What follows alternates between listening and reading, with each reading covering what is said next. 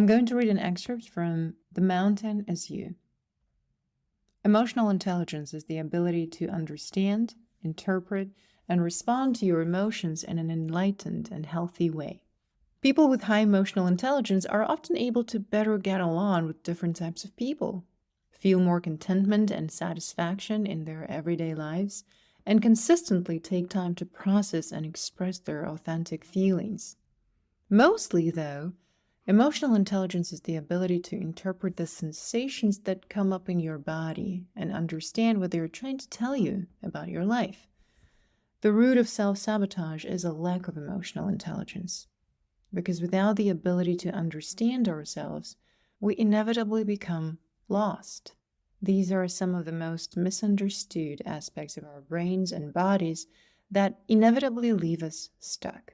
Something interesting happens in the human brain when we get what we want.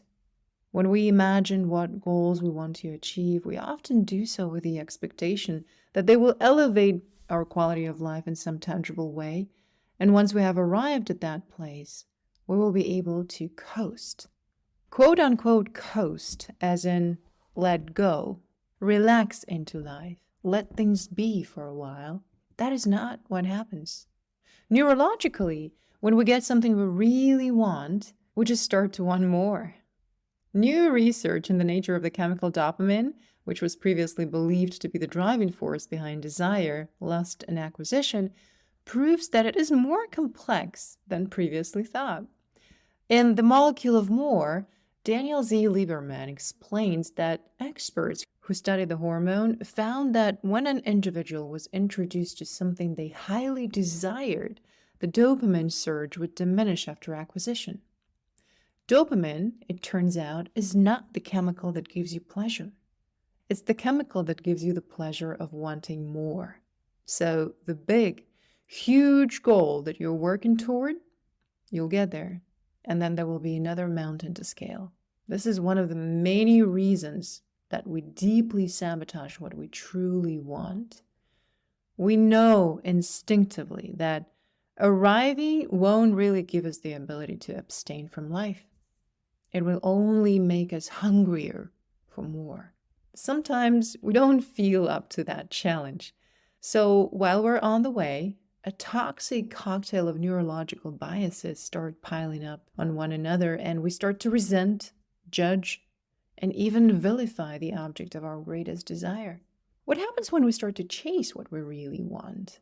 We resist doing the work that it takes to actually get it, because we're so afraid of not having it. Any brush with failure makes us rescind our effort and tense up. When we go so long not having what we really want, we create subconscious associations between having it and being bad, because we have judged others for having it. When we get it, we fear losing it so badly that we push it away from ourselves, so as to not have to withstand the pain. We're so deeply enmeshed in the mental state of wanting, we cannot shift to a state of having. First, when we want something really, really badly, it is often because we have unrealistic expectations associated with it. We imagine that it will change our lives in some formidable way, and often that's not the case. When we are relying on some goal or life change to save us in some unrealistic way, any incident of failure will trigger us to stop trying.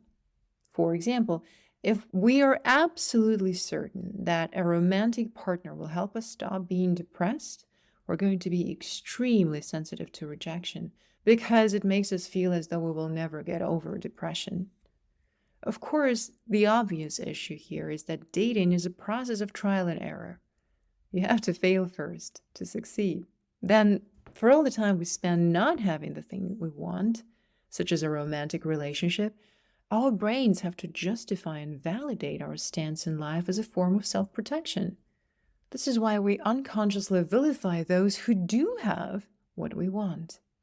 Instead of being inspired by their success, we doubt them. We become a skeptic about relationships. Being so jealous of others' happiness, we assume that they must be faking it, or that love isn't real, or that they'll split eventually anyway. If we hold tightly to these beliefs for long enough, Guess what will happen when we finally get that relationship we really want? Of course, we're going to doubt it and assume it will also fail. This is what's going on when people push others away or give up on their big dreams the moment something challenging comes up. When we're so scared that we're going to lose something, we tend to push it away from ourselves first as a means of self-preservation. So let's say that you work through the limiting beliefs that are creating this much resistance in your life, and you do eventually allow yourself to build and have the thing you really, really want. Next, you'll be upon the last and most trying challenge, which is the shift from survival mode to thriving mode. If you have spent the majority of your life in a state in which you are just getting by, you're not going to know how to adapt to a life in which you are relaxed and enjoying it.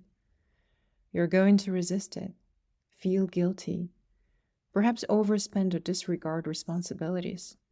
You are, in your head, balancing out the years of difficulty with years of complete relaxation.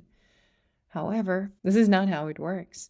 When we are so deeply enmeshed in the feeling of wanting, it becomes extremely hard to adjust to the experience of having. This is because any change, no matter how positive, is uncomfortable until it is also familiar. It is difficult to acknowledge the ways in which we are so deeply inclined to self-validate, so we end up standing in our own way out of pride. It is even more difficult to acknowledge that very often, the things we envy in others are fragments of our deepest desires, the ones we won't allow ourselves to have. Yes, your brain is predisposed to want greater things, and more of them. But by understanding its processes and tendencies, you can override the programming and start governing your own life. Your brain is built to reinforce and regulate your life. Your subconscious mind has something called a homeostatic impulse, which regulates functions like body temperature, heartbeat, and breathing. Brian Tracy explained it like this. Through your autonomic nervous system, your homeostatic impulse maintains a balance among the hundreds of chemicals in your billions of cells, so that your entire physical machine functions in complete harmony most of the time. But what many people don't realize is that just as your brain is built to regulate your physical self, it tries to regulate your mental self. Your mind is constantly filtering and bringing to your attention information and stimuli that affirm your pre-existing beliefs. This is known in psychology as confirmation bias, as well as presenting you with repeated thoughts and impulses that mimic and mirror what you've done in the past. Your subconscious mind is the gatekeeper of your comfort zone. It is also the realm in which you can either habituate yourself to expect and routinely seek the actions that would build and reinforce the greatest success, happiness, wholeness, or healing of your life. What this teaches us is that when we are going through a healing or changing process in our lives, we have to allow our bodies to adjust to their new sense of normalcy. This is why all change, no matter how good, will be uncomfortable until it is also familiar. This is why we can get stuck in self-destructive habits and cycles. Even though they feel good, that does not mean they're good for us. We have to use our minds to practice discernment. We have to use our supreme intelligence to decide where we want to go, who we want to be, and then we have to allow our bodies to adjust over time. We cannot live being governed by how we feel. Our emotions are temporary and not always reflective of reality. If you're stuck in life, it's probably because you're waiting for the big bang, the breakthrough moment in which all your fears dissolve and you're overcome with clarity. The work that needs to happen happens effortlessly. Your personal transformation rips you from complacency and you wake up to an entirely new existence. That moment will never come. Breakthroughs do not happen spontaneously. They're tipping points. Revelations occur when ideas that were sitting in the margins of your mind finally get enough attention to dominate your thoughts. These are the clicking moments, the moments when you finally understand advice you've heard your entire life, the moments when you've habituated yourself to a pattern of behavior for long enough that it becomes instinctive. A mind-blowing singular breakthrough is not what changes your life. A micro shift is. Breakthroughs are what happens after hours, days, and years of the same mundane, monotonous work. But a mind-blowing singular breakthrough is not what changes your life. A micro shift is. As writer and media strategist Ryan Holiday has noted, epiphanies are not life-altering. It's not radical moments of action that give us long-lasting, permeating change. It's the restructuring of our habits. The idea is what science philosopher Thomas Kuhn dubbed a paradigm shift. Kuhn suggested we don't change our lives in flashes of brilliance, but through a slow process in which assumptions unravel and require new explanations. It's in these periods of flux that microshifts happen and breakthrough level change begins to take shape. Think of microshifts as tiny increments of change in your day-to-day life. A microshift is changing what you eat for one part of one meal just one time. Then it's doing that a second time and a third. Before you even realize what's happening, you've adopted a pattern of behavior. What you do every single day accounts for the quality of your life and the degree of your success. It's not whether you feel like putting in the work, but whether or not you do it regardless. This is because the outcomes of life are not governed by passion. They're governed by principle. You may not think that you did this morning was important, but it was. You may not think that the little things add up, but they do. Consider the age-old brain teaser. Would you rather have 1 million in hand today or a penny that doubles in value every day for the next month? The 1 million right now sounds great, but after a 31-day month, that 1 penny would be worth over $10 million. Making big, sweeping changes is not difficult because we're flawed, incompetent beings. It's difficult because we're not meant to live outside of our comfort zones. If you want to change your life, you need to make tiny, nearly undetectable decisions every hour of every day until those choices are habituated. Then you'll just continue to do them. If you want to spend less time on your phone, deny yourself the chance to check it one time today. If you want to eat healthier, drink half a cup of water today. If you want to sleep more, go to bed 10 minutes earlier tonight than you did last night.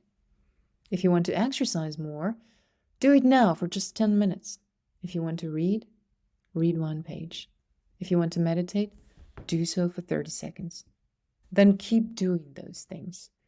Do them every single day. You'll get used to not checking your phone, and you'll drink more water. You'll run for 10 minutes, and you won't feel like you have to stop, so you won't. You'll read 1 page, grow interested, and read another.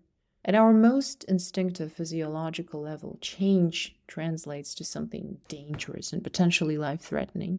No wonder why we build our own cages and stay in them, even though there is no lock on the door.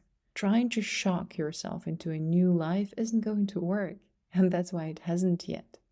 You don't need to wait until you feel like changing to start changing. All you need is to make one micro shift at a time and then let the energy and momentum build.